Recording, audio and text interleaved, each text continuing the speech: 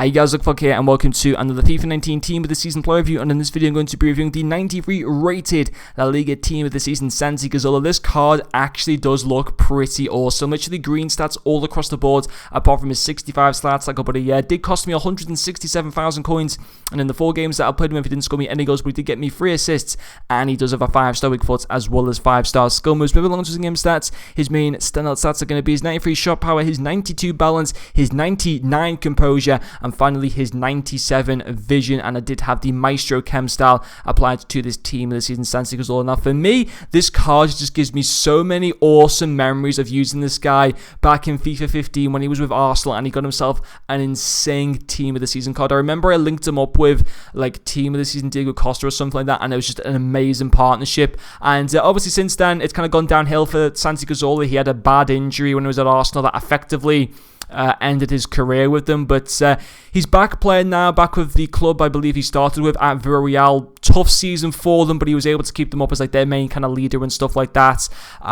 So that's obviously very good that Villarreal will be back in La Liga competing again next season, and obviously he will hopefully still be playing next season for them. But to use him in FIFA, I thought overall he was a good card. I don't think he's a great card. I think he's just a good fun card that certainly if you're an Arsenal fan or just a fan of the Premier League like myself, it does give a lot of awesome flashback memories. In my way, I'm not looking at this as a Team of the Season card. I'm kind of looking at this as a bit of a flashback card in my opinion, and he was actually kind of fun at times. But getting into his pros, his first one for me will be his passing. Great passing stats all around. His vision his vision and short passing both go to 99. His free kick accuracy going into the mid 90s. His long passing going to 98. Also his curve and crossing, just like the Dembele card I reviewed before, fantastic from crossing from set pieces or just an open play. And obviously when I got the likes of Laporte and Laurent Blanc coming up for corners, they're always going to be very effective, especially when you got players like Tots Cazorla who can provide chances from corners and stuff like that. But also his general through balls, his long passing to kind of switch the player up and stuff like that. And obviously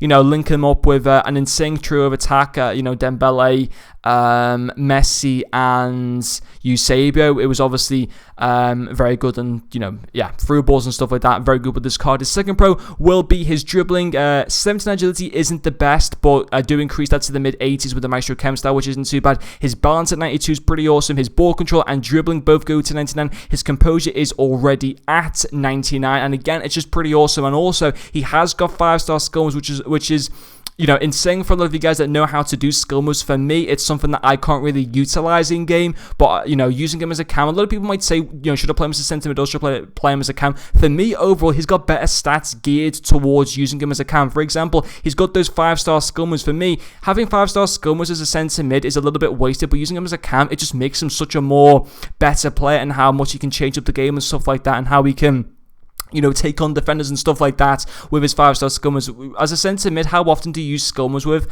I know it's very rare. I never see anyone, or very rarely see anyone in FUT Champs ever bother to use any sort of skill moves with the centre mids. As with cams, they're doing skill moves all the time. So for me, it's a card that is just better played as a cam. That's not to say he doesn't work well as a centre mid, because I still think he's decent for that position. He's still got some decent defensive stats for a box-to-box type of player and stuff like that. But for me, he does just work better as a cam. Now, in terms of his finishing and stuff like that, he didn't score me any goals in the 4 games, which I won't lie, I was a little bit disappointed with. But he did have a few shots for me, but he never really had that many. You'll see in the clips only maybe 1 or 2 chances he ever had on goal, and I'd say they were literally the only ever chances he had testing the goalkeeper. And that's not because he's bad with his finishing. His finishing stats are pretty decent. His long shots and his shot power go to 99. His positioning goes to 96. Yes, his finishing at 86 maybe isn't the greatest, but it's still okay. And I don't know, I was just kind of more focused on providing assists for my players, linking them up with like the attack and stuff like that, rather than having chances with them and stuff. But on the whole, it's still a pretty awesome card. I think that's decent for his value. I think he actually will go down a little bit more in price. I think when he's going to go up will be actually on Tuesday when the La Liga Team of the Season SBC comes out. He might increase in price a little bit then, just because of how high his rating is, and you will need a La Liga player to submit in, or not a La Liga player, but you will need a Team of the Season to submit into the La Liga guaranteed SBC. So he might go up a little bit in price then, but before then, I could see him definitely going under 150,000 coins, and I think 150,000 coins for a card like Tots Cazorla would definitely be worth it in my opinion. But anyway, guys, that is going to finish up this video. Thank you very much for watching, and I'll see you guys later.